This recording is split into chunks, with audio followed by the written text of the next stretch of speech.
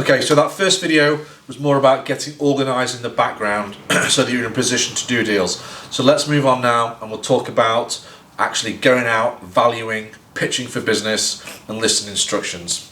So you'll have a number of private contacts that you have. Obviously they'll be your first port of call. We are still in the process of lead generation for all our agents to provide more business, more valuations, more leads, more instructions. That will be on its way. So once you're familiar with the terms, you understand what you have to do in terms of getting a property compliant, all that sort of thing, it's time to go out, it's time to meet landlords. For me, and I know Rollo's made a video about going out pitching for business as well, I'm just going to touch on a few things that I think are important. I think number one, when you meet a client, you need to understand their motivations.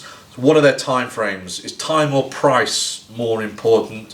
What are they really looking to get out of the process? Ask them some questions. Most importantly, listen to them and make note of what they say, and you will get the information that you need to tailor things according to what their aims are. So as I just mentioned, we work differently. We have a bespoke lettings terms which are just about to be on Workplace, and they really reflect the way that we work and the way that you work, more importantly. So we are here to power you, to support you, to enable you to run your business efficiently and really sell that in the terms that you're showing to your client.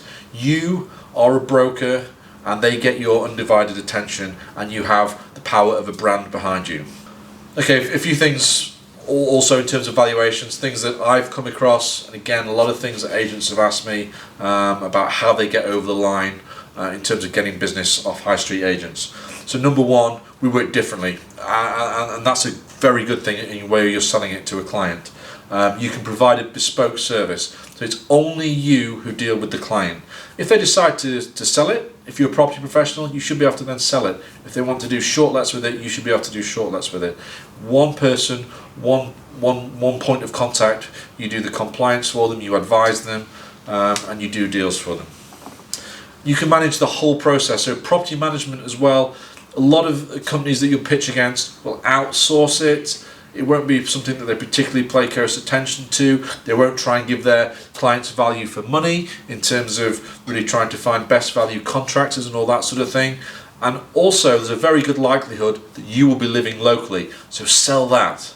I can offer you a better deal at a better price, and I live around the corner. So if something goes wrong, I'm here to help. I can come around and look. I won't just call Pimlico Plumbers from a call centre 200 miles away. I am here to personally look after your property, manage it well, and help you maintain a long-lasting relationship with your tenants. Because if you have good tenants, you don't want void periods. And one of the main things that will cause that is if people don't fix issues with properties and don't look after the tenants.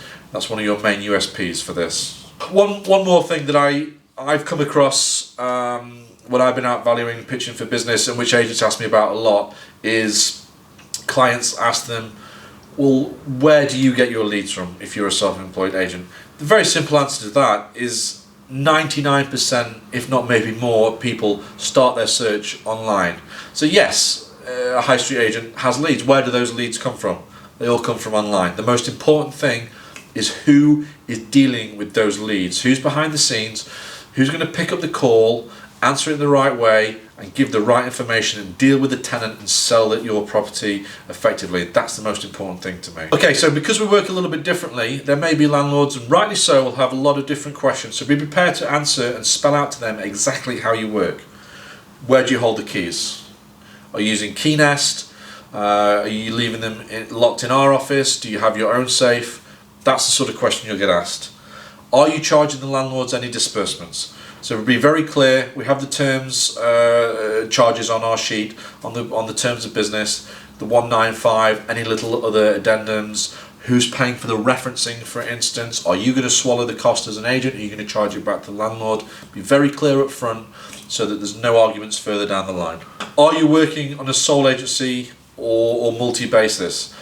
Obviously, lettings can get a little bit of a potluck when you go multi. It can literally be whoever picks up the phone at a different agency, or whoever the tenant calls via the portals. So try as much as you can to get your instructions sole agency. I know it's not always simple, but I really think that if you're selling a service, you know, a lot of agents, especially in London, will be 17, 18% managed. If you're 12% managed and you live around the corner from the property, you should be selling that as the benefit. I am the best person to deal with this, therefore give me a shot, sole agency. You then maybe want to throw in a little kicker that you'll pay for the photos and floor plans if you're sole agency. That sort of tactic tends to work.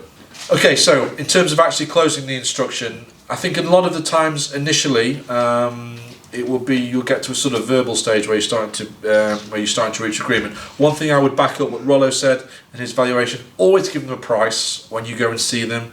Don't be that agent who has a look round, walks out the door and says, "I'll call you in a day or two and I'll have a think about the price." That shows you're not prepared. You've not done your research before you've come round. So when you're going to look at a property, do your comps, know your prices, and give them a guide price on the day. Yes, you can go back after you've actually seen the property physically and revisit it and tweak it slightly, but make sure you give them a price. At that point, you'll be talking about length of contract, maybe they're haggling on fees, and that'll be the next thing that you need to sort out. Again, re-emphasising what Rollo said in his video, do not be afraid to talk about fees. Your property is worth $495 a week. I will charge you, if you instruct me, I will charge you 8% to let it. I will charge you 6% if you want me to manage it, and I'll charge you 6% for the management. It's a very simple conversation to have, and it's one that needs to be had up front. Is it let only? Are you collecting the rent? Do you want it fully managed? When do you want it marketing by? What certificates do you already have an EPC? These are all things at the point when you're trying to close a deal that you need to start discussing with the landlord, and then you can start putting it down on paper. Okay, so the last and most important thing, if you've agreed fees, any other disbursements, whatever it may be, you must get signed terms. Do not list a property without signed terms, really for your own sake as much as anything, because it's going to leave you open to not getting paid a fee or to getting negged down on your fee. So you must get the terms signed, send them to us, and then we can get on with listing the property.